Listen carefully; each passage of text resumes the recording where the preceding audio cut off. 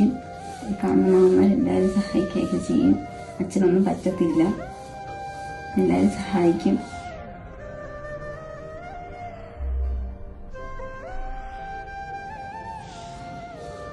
അസ്സലാമു അലൈക്കും. ഞാൻ ഷാനുകുട്ടിയാണ്.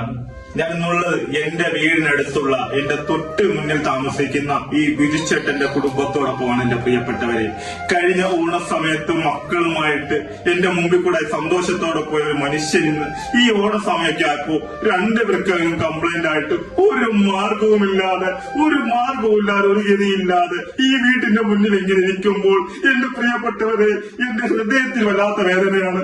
ഈ നാട്ടിലുള്ള തൊഴിലുറപ്പ് പോകുന്ന ചേച്ചിമാരടക്കം 150 രൂപ 200 രൂപ വെച്ച് ഈ കുടുംബത്തിനെ സഹായിച്ചിട്ടുണ്ട്. എന്റെ പ്രിയപ്പെട്ടവർ, കഴിയുന്ന ആളുകളൊക്കെ എന്റെ നാട്ടിലുള്ള ആൾക്കാരൊക്കെ ഞാൻ കണ്ടു പറഞ്ഞിട്ടുണ്ട്. അല്ലാത്തവരൊക്കെ സഹായിച്ചിട്ടുണ്ട്. എന്റെ പ്രിയപ്പെട്ടവരെ, ഇനി 30 ലക്ഷം രൂപ വേണം.